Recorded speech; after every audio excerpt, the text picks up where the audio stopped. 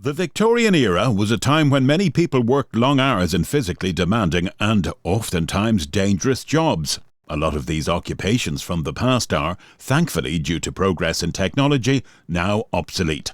Modern society would consider them to be simply terrible, but in the 19th century, to earn a wage and keep hunger from the door, it wasn't just men and women that took whatever work they could, but children, and the elderly too. You can find out more in Worst Jobs in History, videos available on this channel. See the description for links.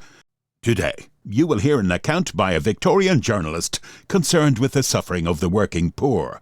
She resolved to do more than give her audience second-hand reports of life in London's hovels and garrets, but actually went to live and work amongst them to better understand and report on the terrible plight of the working class. You will discover how Victorians toiled in the horrible work of fur pulling. Our reporter visits a family in their miserable home where they engaged in this industry. The work was both physically demanding and hazardous to health, constantly breathing in and choking on fluff which hung in the air, which must have wreaked havoc on their lungs. It's no wonder that they constantly coughed. The stink was also terrible, and they even slept under the same furs on which they worked. But like a lot of working-class people in the 19th century, the alternative to not working was to starve. Find out how they earned a living, the appalling conditions in which they worked, and how, despite all this, everyday family life carried on. Before we move on, if you're interested in history like this, and you want to find out more about what life was really like for people in the past, please consider subscribing for more content. If you'd like to support what we make for you, check out the description for links to ways you can help us to continue bringing the past alive. I hope you are prepared for great squalor and sordid misery. Some industries require a certain dexterity of hand and a modified degree of intelligence. But now I shall bring you face to face with one which comes within reach of the blind, the aged, the lame, and is paid accordingly. Fur pulling consists in nothing but rubbing the loose down off the skins of rabbits. This is done with a blunt knife. The fur puller works at home, sitting on a low stool with a trough in front of her to catch the down. The skins are then returned to the furrier for lining mantles and cloaks. The down goes to stuff beds, sofas, and pillows. You are paid £1 for 60 skins, and if you are not blind, not rheumatic in your arms, and are able to work 12 hours at a stretch, you can get through 60 skins in the day. Yet thousands of women, young and old, live, or make a mockery of living, by fur pulling. The family who took me in as an apprentice consisted of 5 members. First, an old man, long since past work, in whom age and hardship had destroyed any fragment of brain he had ever possessed. He sat all day in a corner, rarely speaking except in unintelligible mumbles. He allowed himself to be pushed about, shoved here and there, shaken and scolded. He never resented the hard treatment, though I have seen tears roll down his sunken cheeks, which were never wiped away. He was grudged his food, though heaven knows his appetite was naught. They had too much pride to send him to the workhouse, but they openly wished him dead. His son was presumably a dock labourer when he could get work. He went out every morning at 5 a.m, and we saw nothing more of him till night, when, if he had had a day's work, he came home very drunk. If he had been unlucky, he was only rather drunk. How he managed to do it on no money, I never found out. His wife was a little, thin, wizened body, prematurely withered and worn. When she was not gambling, she growled, and when she was not growling, she grumbled. There were 2 daughters, Clara Rose and Aggie. The former, loud and bouncing, was considered a street beauty, with her fuzzy red fringe and wonderful hats. She was envied by all the girls in the neighbourhood for the number of her boy sweethearts, who treated her to cheap places of amusement and sham jewellery. Clara Rose lived in a rampant state of rebellion with the world at large. She loathed the lowness of her life, but lacked the continuity of ideas necessary to take any steps to raise herself from it. I am not sure whether in polite society she would have been considered quite sane. Of such are the streets filled. And Aggie? How often is there an angel in the most debased household? She had a club foot, and the large, wistful eyes had the patient look of one who knows pain but never complains, for she has learnt the uselessness of it. Club foot is a congenital malformation of the foot, where one or both are rotated inward. She had a low, sweet voice, and would sing over her work when the others would let her. They rented one room on the ground floor, with a window back and front. It was fairly large, and they had only to pay 1 shilling 6pence a week for it. There was a bed on the floor, in which the women slept. The men lay on some straw near the fire. Both used the rabbit skins as bed covering. Need I say that my night accommodation was not with them? I hired a room over a grocer's shop, 2 streets off. Work commenced at 9 a.m. If fine, we worked in the doorway, or just outside.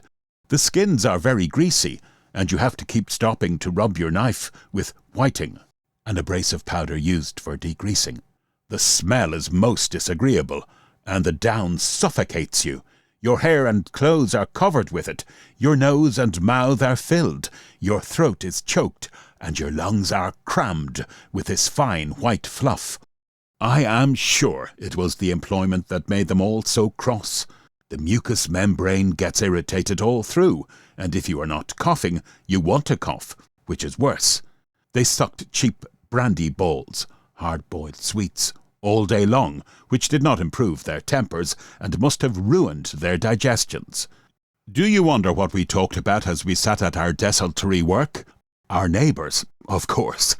Our position enabled us to see all that went on in the little back street, and nothing escaped our notice. We knew who had a black eye and who had given it. We knew who had pawned her boots and why she had done it. We knew which courting was on or off, and which wife had quarrelled with which husband. Friends came and stood by them, interchanging remarks and laughing at Clara Rose's tart sayings. Neighbours stopped to gossip or made mischief where they could, and to the running accompaniment of acrid, scornful, ill-natured talk, the work went on swiftly, mechanically, without pause, without cessation, for to stop meant starvation, and all that starvation leads to. On wet days we worked inside, and that was worse, for the windows were never opened, and the down settled on our food. The quarrelling was frequent between the mother and Clara Rose. Abuse was not measured, and the petty jangling-wrangling would go on till poor Aggie would put her burning hands to her burning head in utter weariness and despair. Pulling by lamplight was also very unpleasant. The smell of the paraffin did not improve the atmosphere, and as we could only afford 1 light, we had to sit huddled round the table, working through a thick blur of fluff. No wonder there was something fierce and savage in the way Clara Rose tore at Bunny's white breast, for the girl's heart was seething with wild discontent, which she did not know how to express. There is another branch of the business which is a little more lucrative, but which only fell in our way sometimes. This is cutting open the tails of rabbits, to take out the little bone in the middle. The manufacturer wants the bones, while the fur comes in for inferior blankets and cheap hats. We got 8pence per pound for thus preparing the skins. The tails are cut open with strong scissors, but I like fur pulling proper better. What with the smell, and the closeness, and the damp, many will sympathize with the joy with which Clara Rose would fling away her work and clean herself for an evening stroll. On these occasions, only too frequent, when her boots or shawl were in pawn, and she was forced, chafing and restless, to remain indoors, one or other of her admirers came to see her, and the courting done at home was very funny. The youths were generally shop assistants, dockers, or sailors. They always brought their pipes and smoked in their shirt-sleeves. They never talked much, but she did, in an animated, defiant sort of way, which it was evident they admired amazingly. I don't know if it was part of her showing off in company, but she always seemed to make a point to drive her mother into a war of words, which lasted till the young man, for very peace sake, tossed her some coppers to get some rum, and Aggie, knowing the signs, would limp about, putting on the kettle and getting out the cracked cups. Then drink was served all round, the women sitting with bare feet buried in the skins that were to be plucked next day. If the young man had a banjo or concertina, he brought it, and sometimes poor Aggie would be persuaded to sing, while Clara Rose pouted and sulked because she was not the centre of attention. There was a young man who came frequently, Ben Sutton by name, for whom I was rather sorry. He was steady and intelligent, and far too good for Clara Rose, who flouted and flaunted her airs before him till I wondered how he stood it. He was the son of a widow, who kept a small paper shop, and he got 5 shillings a month for singing in the chapel choir. This latter fact made him talk about church, and he took some pains to teach Aggie a hymn or two, he whistling the accompaniment, of course. Clara Rose had an attack of jealousy after these lessons, but Ben took no heed, and when I saw pale Aggie flush and her dark eyes kindle as Ben sat beside her on the rickety sofa and coaxed her to sing, I feared that Cupid would work his tragedy even in that humble dwelling. One night Clara Rose had made herself extra disagreeable, and after trying by every means to stop the practice, she dashed out of the house, slamming the door and declaring that she would never come back. There was a stern look on Ben's face when he got up to follow her. As soon as he had gone, Aggie burst into tears. Her mother only whined, saying, "What did Aggie want with a lover, with her bad foot, and she always ailing? If Clara went to the bad, it would be all her fault," etc., etc. The more she scolded, the more Aggie cried, and I was glad at last when the mother went out to see if she could discover any trace of Clara Rose. Then I tried to comfort the poor feverish child, who had been cut to the quick by her mother's harsh words. I bathed her forehead with eau de cologne, and the sobs were dying away when the latch was lifted and Ben entered. I slipped aside, and he took my place on the sofa.